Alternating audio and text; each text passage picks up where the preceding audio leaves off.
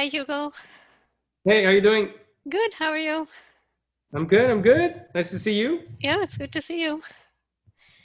How you doing? How it's been the quarantine, or not quarantine, but the pandemic and whatnot on your end. It's been Yeah, very okay. yeah, it's been fine. Yeah, we have no major inconveniences on a day-to-day basis. Just being at home, we're able to get work done. So yeah, it's been all fine. How has it been for you? It's good. Yeah. I mean, me, I was in the suburbs, right? So I just don't have a commute, which is great. Yeah, Um, so in many ways, yeah, no, it's been good. I've been adjusting, finding an area I can work that I'm comfortable in. yeah. Uh, Speaking of, it's close to the living room where there's the piano and there's piano practice. I don't know if you're hearing it right now or I'm hearing it a little bit, but it's hardly an okay. issue. Should I go Yeah. somewhere else No, no, or no. I can go somewhere else? This is completely Okay. fine. It's completely fine. Okay, Yeah. okay. I Thank even you. let's look at this. I even bought a an improved Oh, audio wow. device. So this is new from today. I see. I don't know whether it's good, but it looked like, you know, podcasts Yeah. type of thing. Yeah, it I looks saw Zach significant. Lipton, I think, was using it in like a Q&A or something. I see. I And I see. thought might as well invest in that. Yeah. I don't know. But so if there's anything about the sound setup that's weird, let me know because it's the first time I use it. So I Okay. don't know Yeah, about no, that. this sounds great. Yeah, so thanks for agreeing to do this. Sure. Yeah, Yeah, it sounded fun. yeah, It's a good yeah, idea too. yeah. I have a whole lot of questions, so some of it might feel a little bit like a rapid fire round. Some of them are light. It might not take a lot of thought. For others, if you need to pause and think about it, that's fine. If you want to skip a question, let me know. In general, if you can sort of err on the side of being open, transparent, vulnerable, I think that'll be good. Sounds All good. right. Yeah. Yeah. Okay. So what were you doing just before this call? I was in a meeting. Yeah, Hmm. meeting with someone in my team, Yeah. Yeah. catching up. Yeah. What is your daily routine like? So I wake up at 6:30 and have a quick coffee. I go work out for a little bit. And after that, the day starts at 8:30-ish.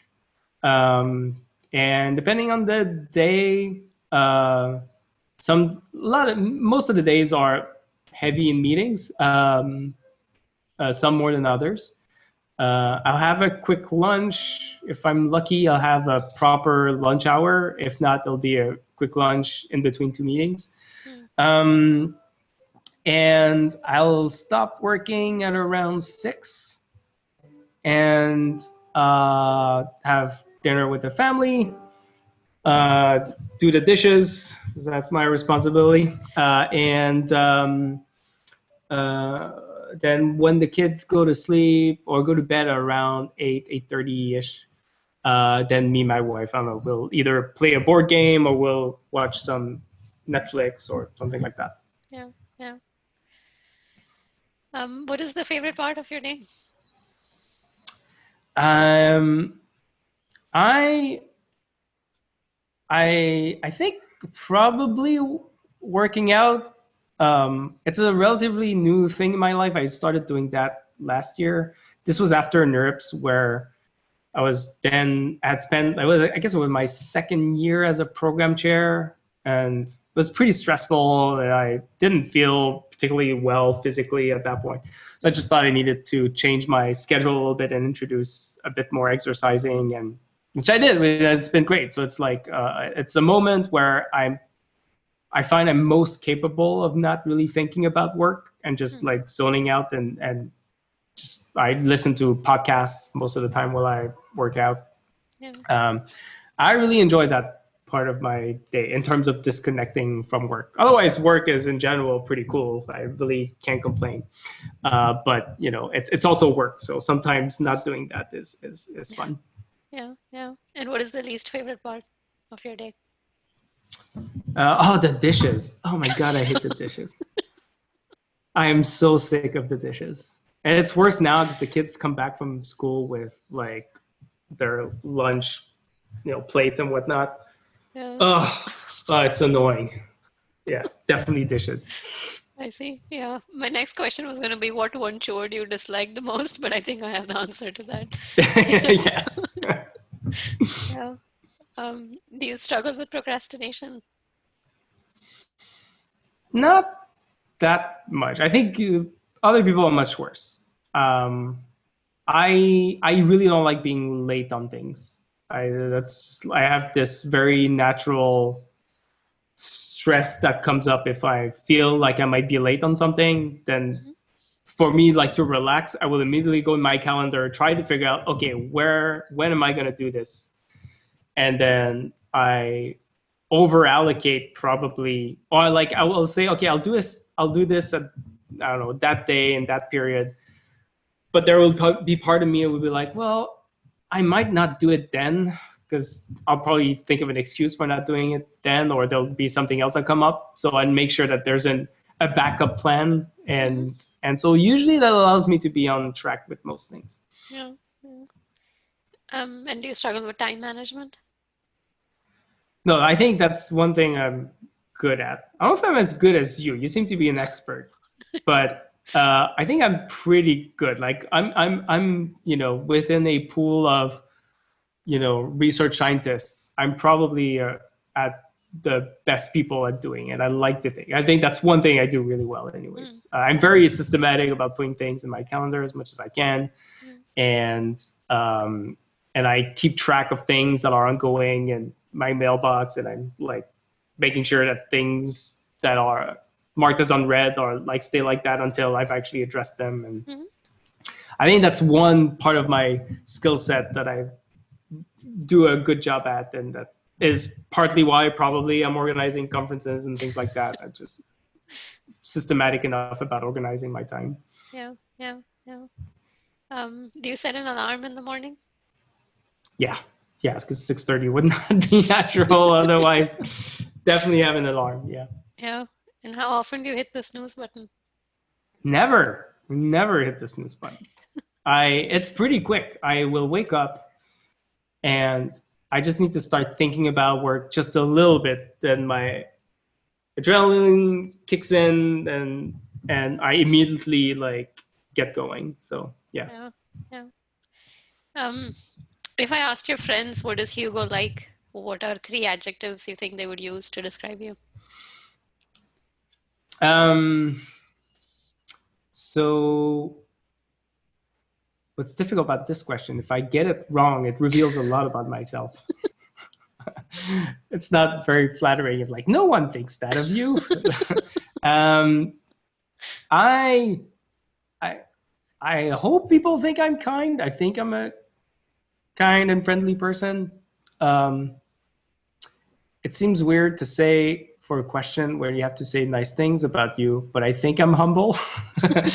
um, and well, it depends how much you expend, but like friends that aren't, say, like, in research and machine learning and whatnot, Hmm, just by virtue of having a PhD and so on, like presumably people would think I'm smart.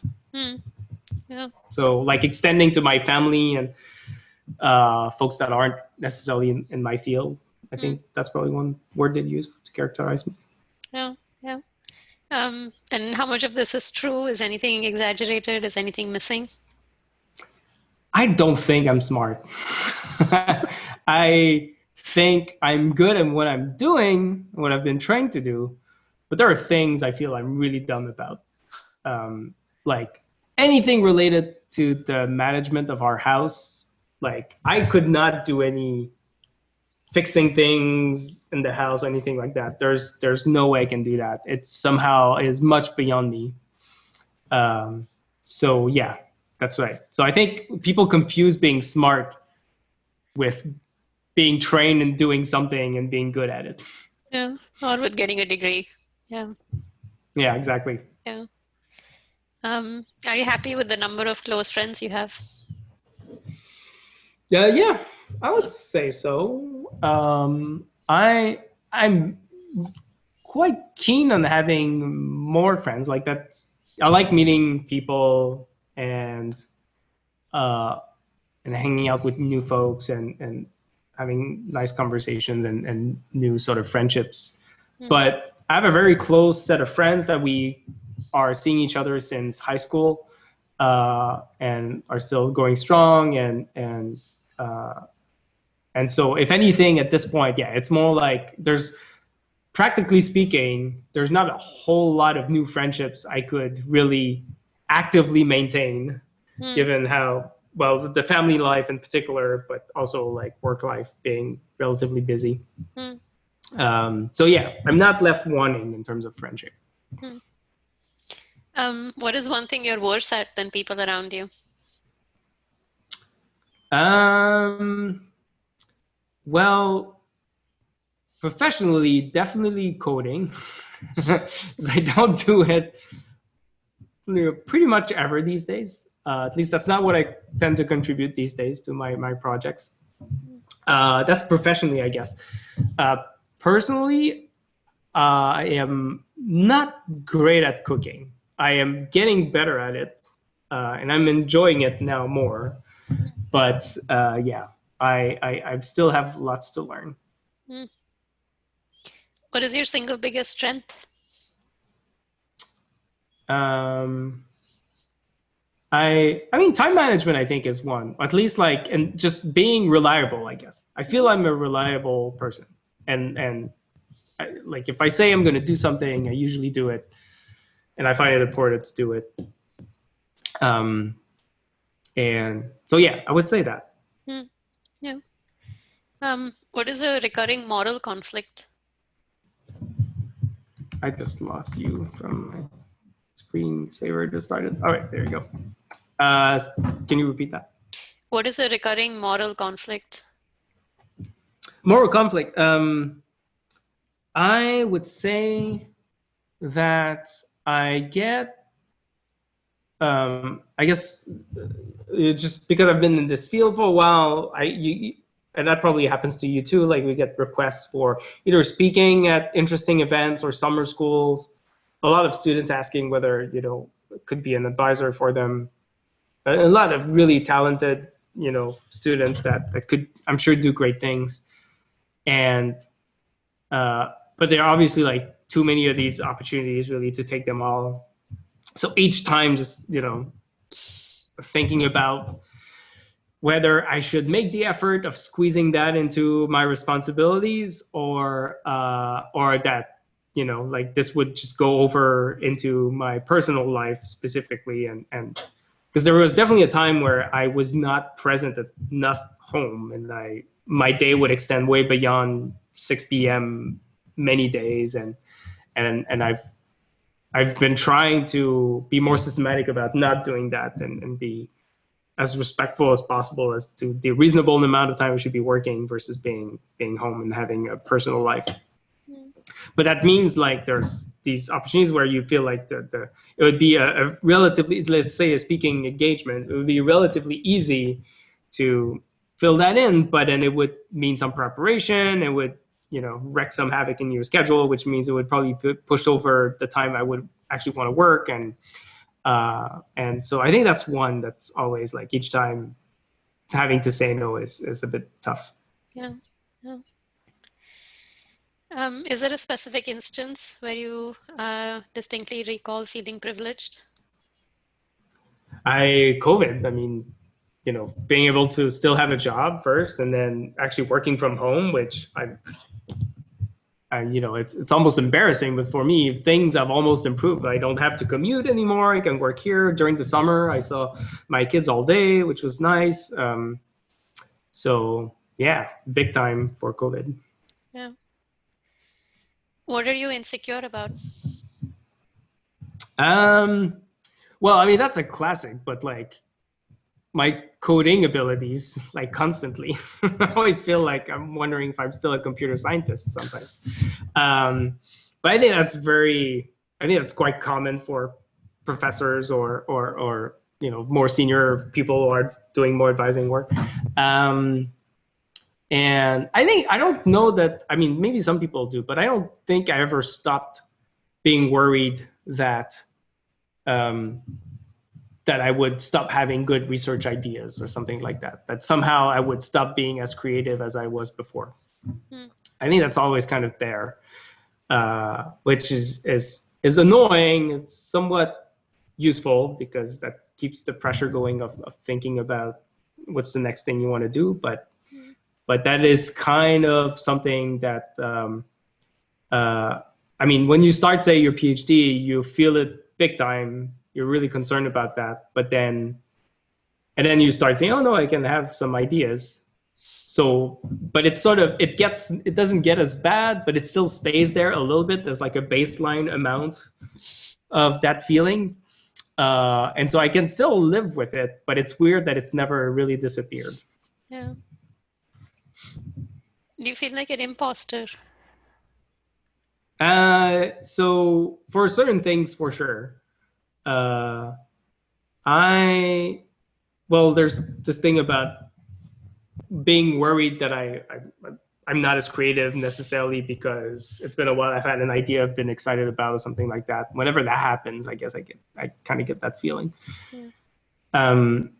Also, so at Google, I'm a manager. I kind of feel like an imposter there. Like I'm doing my best. I'm trying to just put myself in my report shoes when it comes to talking about whatever challenges they're going through and trying to be helpful. I just try to be a good person. That's largely my approach to being a manager. And I've taken some training and whatnot, but I still feel like I'm always learning about it. That is probably the thing that I feel most an imposter about, which I think is a natural thing, but that is one feeling I'm still struggling with and trying to sort of feel okay with. At least it's good because it means I'm always looking for trying to be better. But it's not a good feeling to live with. So it would be nice if it just got away and I would, do my job fine. Yeah. What is something you're trying out these days, and how is that going? What am I trying out these days? I mean, it's not these days. It's been a while, but I guess I mentioned how I last year started working out and started introducing that in my. And that seems like a detail, but I feel it even changed my appreciation of my work, and it had many sort of. I did not suspect I would like it as much, and it also kind of forced me to clean a little bit my responsibilities and making sure I focus on what are important things. And it's been a year now, and I'm not going back. I really, really like it. And I just feel also physically just, more, I just feel better and healthier, and which is that. But it's beyond that. I think it had other unsuspected sort of second order influences on how happy I am at work and psychologically and so on. And I guess, but that's longer term. I guess shorter term, I have this microphone. I guess that's what I'm trying out. I don't know if hopefully it's not messing things up, but that's very new from today. So Yeah. I guess I'm also trying that out more recently. Yeah, very recently.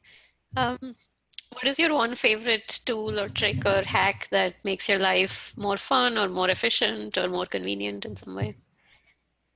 I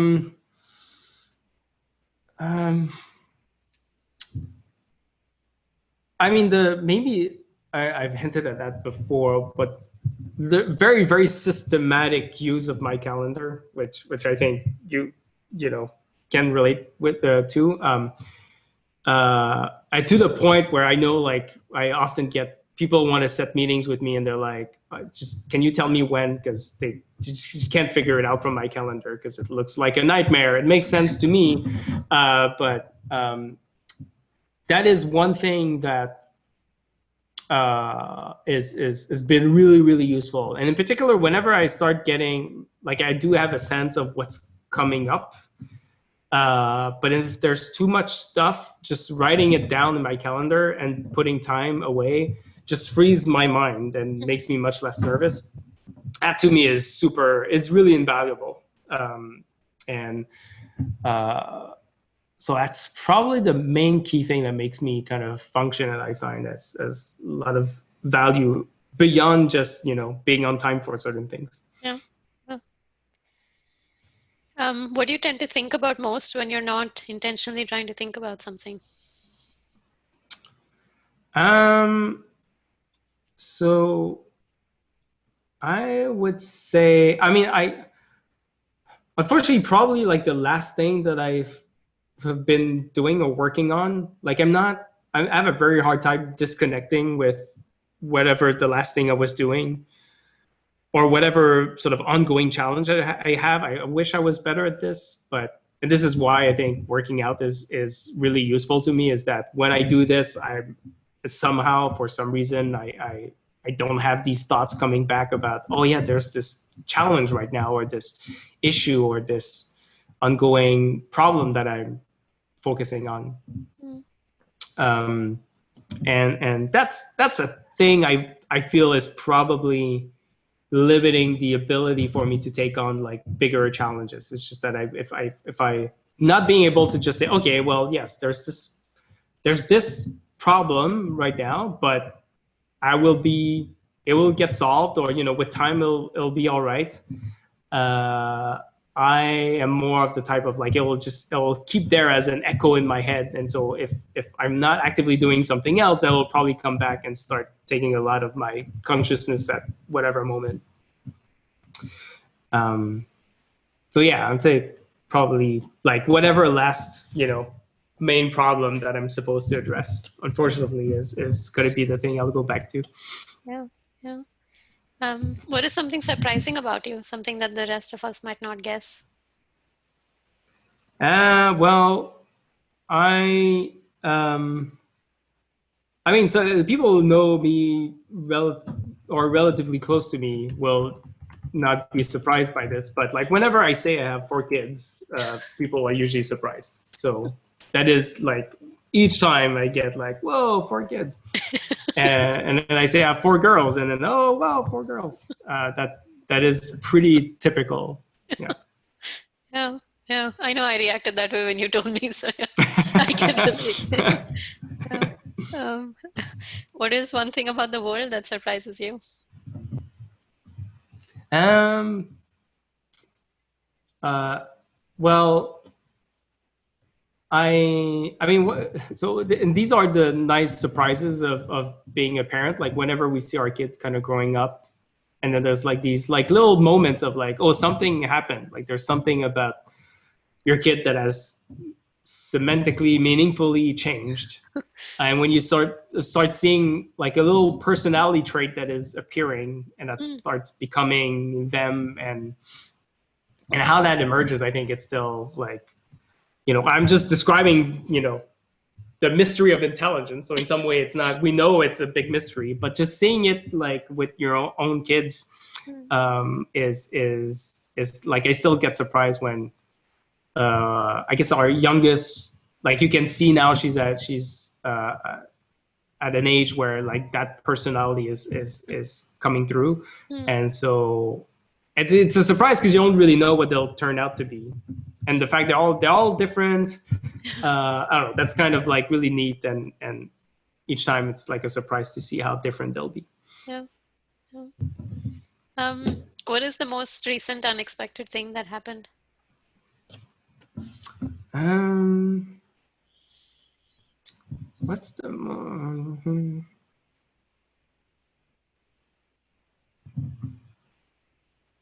trying to think. Well, yeah, I have such a bad memory, which is sometimes a feature, but for answering a question like that, not so much. Yeah. What's the most um wait, you said surprising thing or Something unexpected, something that happened unexpected? recently that Yeah. was unexpected. Yeah. Mm-hmm.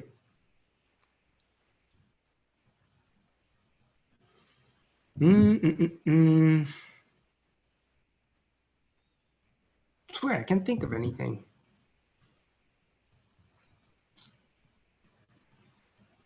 Yeah, let's go through. Maybe we can go through the other questions. If something comes up, then I'll let you know. But I can't quite think of something like at least worth mentioning. Hmm. Yeah, let me think about it some more Yeah. through the other questions, and maybe I'll come up with Yeah. something. Sounds good. What is one way in which you wish your life was different? Um, I mean, it's quite good. So there, I'm not left wanting much, honestly. But um, I, I guess it's sort of a, obviously I would love to work less and spend more time with my family, or you know, developing other parts of my life, or having more hobbies or whatever. Uh, but I'm very satisfied with my life. I can't say that's really like a big issue. Mm. Um, but definitely that is like you do feel sort of that dilemma to some extent, that there might be other things, like as you grow more confident also, like you're thinking, oh, I could just like learn about this new area, and maybe I could, especially as researchers, you could think, oh, maybe I could start doing research in that area. But I can't really do that right now because I'm committed to this and that. um, so um, so yeah, there's always this thought of like, well, maybe like, I guess when I retire or something, you think about all the things that you could start doing that might be exciting. uh, but it would make no sense for me to like retire now, so so you just kind of think about it. So it's not like I would want that to change, but I am sort of, there's part of me that is looking forward to like seeing, okay, what other very different things could I see myself investing some time in, just like as a hobby or something like that. Yeah, yeah, makes sense. What are you looking forward to, either tomorrow or next week, something in the near future? Um, what am I looking forward to? Um, well, in particular, whenever I am like in um, in like a really sort of more intense or stressful part of my sort of work cycle, uh, I often latch on like whatever is going to be the next time that I'll have like a group gathering, which is problematic these days, but is sometimes doable, with my friends, in particular, my friends from high school, Hmm. who we sort of see each other with some regularity. And usually we kind of like always have like the next thing planned, because I think we really enjoy seeing each other. So um, and right now I think we're trying to plan. My friend has like a meat smoker, and so we would just want to try to meet, like smoke different types of meat and just like have a nice day together. Hmm. Which, well, depending how the world evolves, we might or might not do.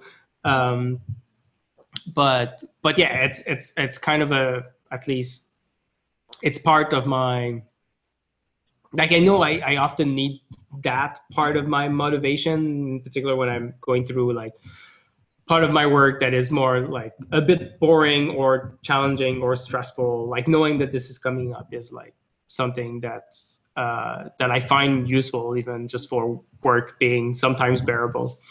Um, so yeah, I would say that like next time I'll see my friends is like something that, which hopefully in the coming weeks will happen. Yeah, yeah, yeah. Do you think you're average, above average, or below average happy relative to people around you? It's probably above average. Hmm. Yeah, I would say above average. And again, I feel like given how privileged we are in this industry, like I feel I would feel really bad saying anything below average, but I think it's true. Like I'm definitely above average happy for sure. Yeah. Um, when was the last time you danced? Ah, oh man, I think my wedding, Oh, wow. because we did this little uh, like we practiced for it, and we worked with like we went to a dance class and like figured out the choreography for some song that we liked, and kind of cheesy thing that we did. Anyway, it was cute. I don't care what you think, it was cute. Okay, whoever's judging me. um yeah, because since then, or like someone else's wedding maybe, but most likely because I guess I would go dance like in clubs or bars, like, but that's a long, long time ago. So yeah, it might just be my wedding. Well, yeah. Um, What is your most recent dream that you remember? I just said I have a bad memory for things that actually happened. And so for things that did not actually happen and were just in my head, I think I'm even worse. I do have a recurring type of dream, which is like which seeing one thing that I mentioned a fair amount about, like not being late and whatnot. Like a nightmarish type of dream would be I'm late for something, or I've forgotten that something I had to do, or that is a really annoying recurring thing. Yeah. Um, and then otherwise, right. So right now at Google, with like an employee evaluation sort of period of the year, I have dreams about that, which are not super fun. And just because I know it's like something that I have to think a lot about these days. Um, but otherwise, yeah, just being late about something is like a very recurrent thing. That's not fun. Yeah. Are you more optimistic than people around you or more pessimistic? Oh, optimistic. I'm pretty sure. Uh, yeah, I will tend to just hope for the best and be relatively happy about that state of mind, which is sort of I think it's a good thing in research if you want to try things that might not pan out, which I think is kind of a risk we need to accept. Mm. um, but but sometimes also it means like you might be wasting time that you wouldn't have if you were a little bit more realistic about the risks that you were taking. But I think like my optimism generally fits well with my career choice. That is, I think it's a better thing to be like that if you want to try things that might not work. Mm. Yeah. Do you think there's a point to life, to our existence? I don't know. I guess my hunch is that the answer is no, um, but it also feels impossible to answer. So I don't worry about that too much. I know I'm enjoying it, so that seems sufficient to me. Yeah. Uh, but it's a thing, like I guess I was probably this is the kind of thing I was probably thinking more about when I was younger, but now that I'm old-ish, is like I have to do the dishes. I can't think about this right now. Yeah. What do you struggle with in life? um, well, one of the I know the biggest sort of thing that makes it hard for me to say, even I would say, like if I wanted to progress even more professionally, or if I was thinking about like a substantial next challenge, one thing that would be difficult is for me to uh, like deal with my anxiety, my stress level when there's like a lot of moving pieces to something that needs to be achieved. Or I am relative, like despite being fairly optimistic, I think I am pretty good at imagining the worst case scenario. And then my nature would just be to try to address that. Like there are situations where it's okay to be like, well, there's no sort of big substantial downside to a particular, I don't know, like research project you're taking, or something like that.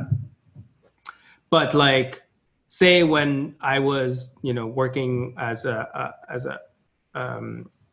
program chair for NeurIPS, and then things as meaningless as like sending an email to all reviewers, I would be stressed out about it, just like thinking, oh, what if I mess up and I have to send like this embarrassing email about having messed up or something like that. So like tiny things like this, and you can imagine if you're organizing a full conference, there's a lot of these tiny things. Mm. I will be just enough stressed about it that it can accumulate if there's a lot of them. So I feel this is something I'm not good enough at dealing with. Like that's something I sort of have to get better at. Um, And I have gotten better at it, but not fast enough. I think I mean, I'm not too frustrated about that, but I'm just aware, okay, this is something that just like is slowly getting better, but uh, uh, and I've yet to find like the muscle that I need to exercise to just be better at it. Hmm. Yeah. How do you decide what to work on? Um, I uh, I mean, it's kind of hard to describe, but sometimes there's just like it starts with more of a conceptual idea. So, especially previously, I think now I'm a bit more strategic about, okay, there's this one problem that a relatively concrete problem that I would like to solve, and then I will think about a sort of methodological idea for how to solve it. Uh, but what will get me excited is the methodological idea. If it's like neat or new, or it's something someone has never tried, or and sufficiently different from how people have been addressing similar problems or something like that, that will get me excited, and then that's what will push me to work on something. Hmm. Um, and then before that, so now like I maybe think a bit more about what is the problem that I'm going to focus on before I start thinking about ideas. I think before sometimes just have like a model idea or a methods idea, and I'd be like, oh, that's bound to be useful for something, and I find it really really neat. So let's just figure out where to what it could apply and be useful Hmm. for. And that I do like more sort of unbounded exploration like that. I do a bit less. Hmm. I try to be a bit more intentional in what is the problem that I'll be addressing. Hmm. Yeah. What are a couple of common traits among some of the best collaborators or colleagues you worked with? Um,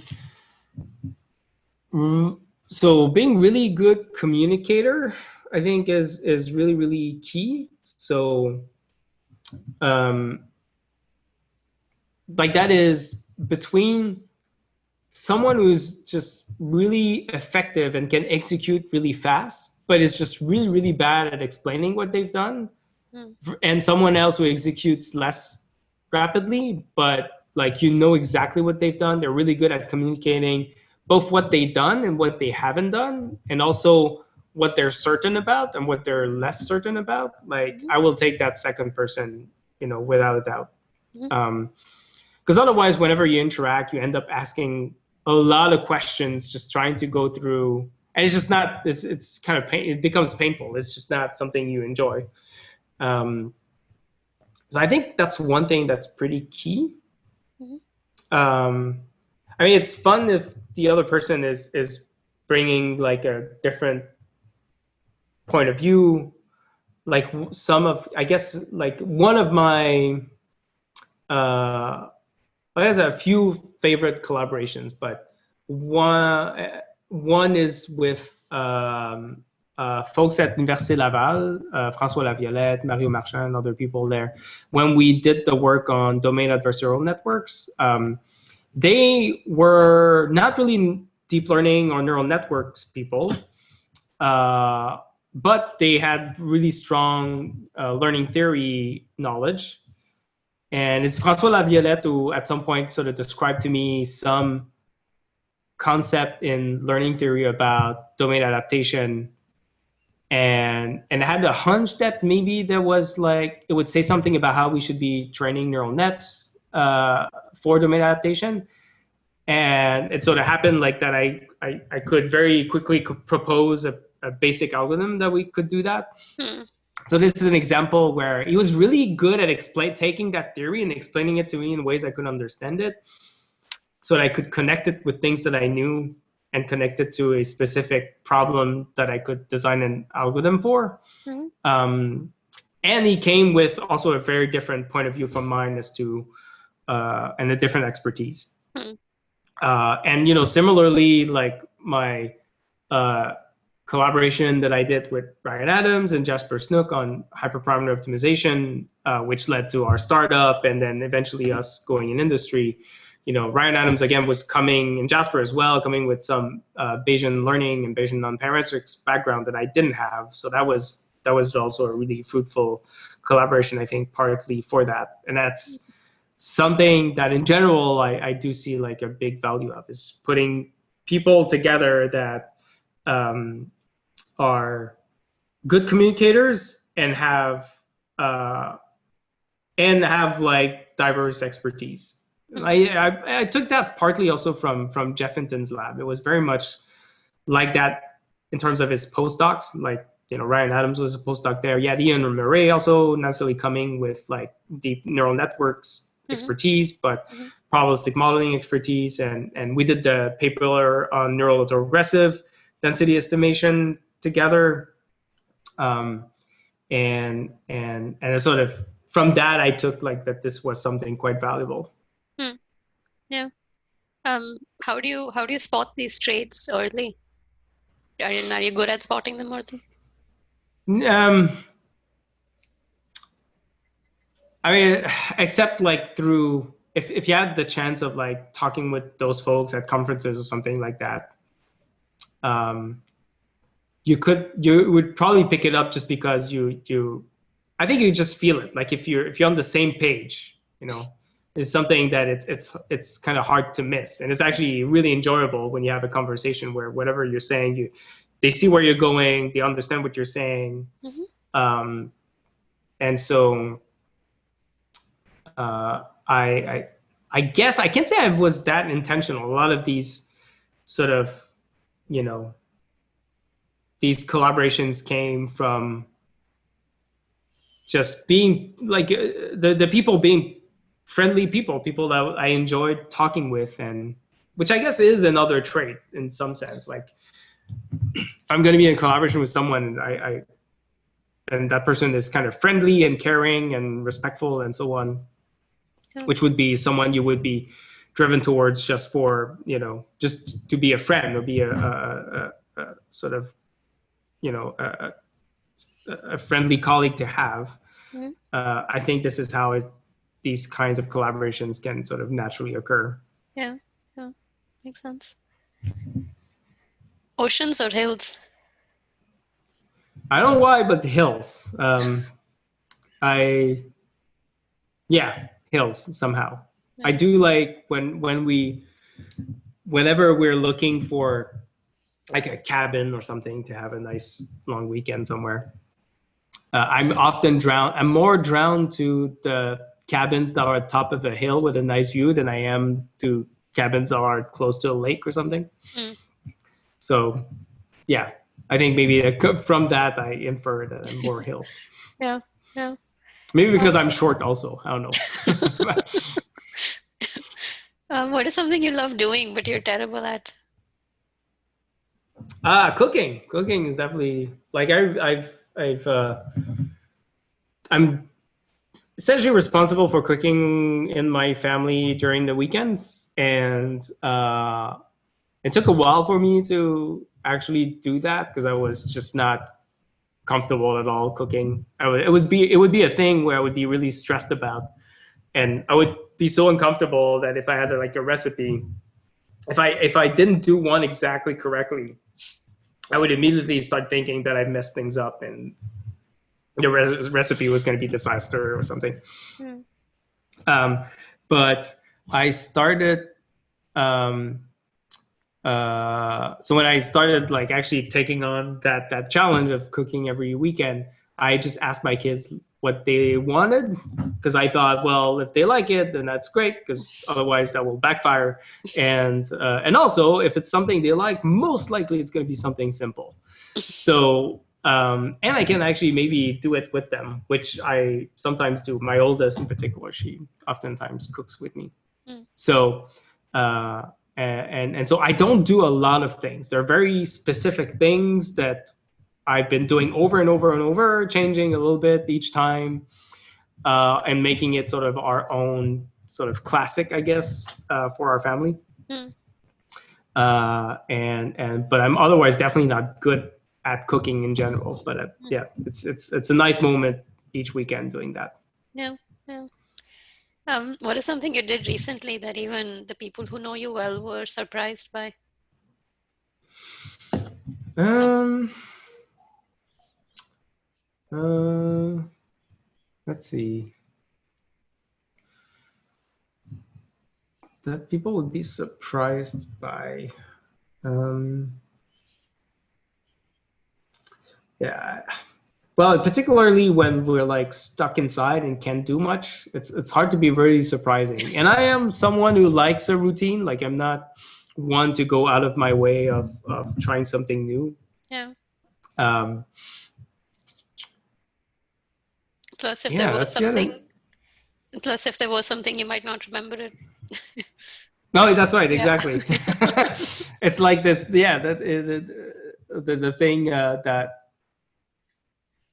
yeah that it's related in some way to that other question, which is that I think I have a pretty strong routine in general, and I don't drive away from it or derive from it Yeah. too much. Yeah. Um, so I can't think of anything. Yeah. I don't know, we'll see. Maybe That's fine. something will pop up later. Yeah. When was the last time you felt like a kid in a candy store? Um, well, I mean, in a way, a candy store wouldn't be a bad answer. uh, I do really like candy, but I've not. There was a period that I would exaggerate in terms of eating candy, but I've stopped doing that now. Whenever, well, there's this like this pub where you can play also board games. Like you can run board Mm, games there, and actually the waiters will actually they wait like not just drinks but also board games. So mm, they'll ask you what you want to play, what kind of games you like, and so on. mm. And that I really like, and it's kind of exciting because you'll probably discover something new, and there's so many like different board games now that it's really hard to have tried everything. Yeah. So that's one. Um, the Also whenever I go to the wine store, I think I oftentimes come out with more bottles that I was supposed to buy. I thought, oh, that looks interesting. Oh, how about this? Never tried that. That's my other quote unquote candy store, I guess. Yeah. Yeah. What is something you didn't like at the time, but you're glad happened? Um. So, well, I guess more. I guess not too seriously. I don't know if you know me then, but I had like way shorter hair than this Hmm. before. And then we had our third daughter, and so I was at home, and my hair was relatively long, and also I just couldn't really get out of the house and go get it cut, so it just got longer and longer, and like to a point where it wasn't like particularly nice. But then at some point, I sort of, for anyone who I guess grows their hair, there's this period where not particularly attractive or where you don't particularly have a nice look. But then I guess it got to a point where it was like fine. It was nice enough, I guess. I got it to a point where it looked like an actual haircut, and that I've not gone back since then. Like for some reason, I've had a few. I would get like you know comparisons to I would. It seems weird to mention. Some people know about this also because it's been mentioned on social media as a joke. But like, be compared to Johnny Depp a few times. I see. Yeah. Um, Only men, though. I don't know why. Only men would tell me that I look like somewhat look like Johnny Depp. So that is maybe something like otherwise, and it works fine because I think that's Johnny Depp is probably my wife's favorite actor of all time. So that turned out great. But there was definitely this awkward period for a bit. Um, Otherwise, I mean, I guess maybe somewhat more seriously, I would say, uh, I mean, there's not specific moment, but definitely like whenever, um, I guess these are the great moments in terms of personal development, is whenever like you make a mistake and then you just know you've made a mistake and you need to either apologize or something like that. Like that really sucks. But the minute you've apologized or you've sort of like owned up your actions, I find there's always this really nice feeling after, where you just feel like, okay, you've done the right thing, but also maybe you've learned something about that. Um, and this question makes me like, reminds me that this is something that I've sort of realized is embracing that more is a it's a useful thing, but also it's something that makes me appreciate life in some way more, you know, like less, I don't know, it makes me feel like I guess it's nice to know that it's fine to make mistakes. And so once you know that you're going to get this reward once you sort of own up to your mistakes, that's actually like a really nice thing to sort of discover or appreciate. Yeah. Well,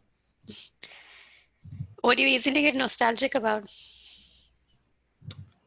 A little bit nostalgic about grad school and my postdoc also. Like, so we had a really great gang during my PhD in Yashua's lab.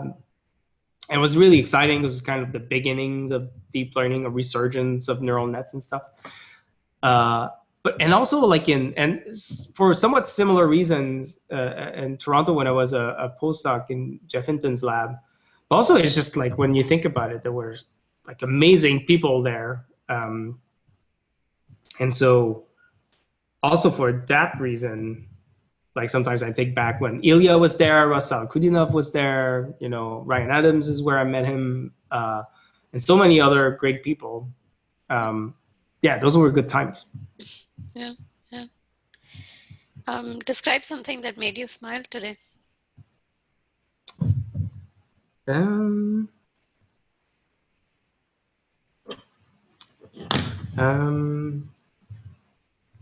I would say maybe.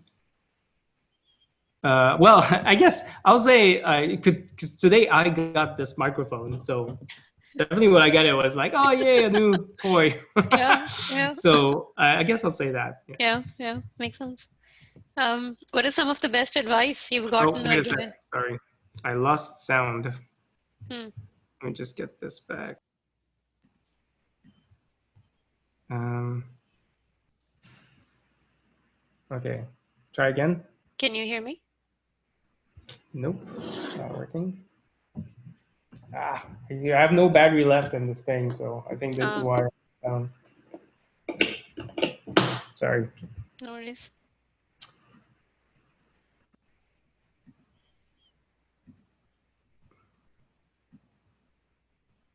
Okay, how about now? Try. Can you hear me? Yes. Okay. Do you Okay. have an echo? Okay, It's fine. I think it's fine. Actually, there's Yeah. a little bit of an echo, but it might be okay. It's not too bad. Actually, it went away. I don't know if you changed something. Nope, didn't do anything. Let Yeah, me know and I'll put on these. yeah, I think they should be fine. What is some of the best advice you've gotten or given?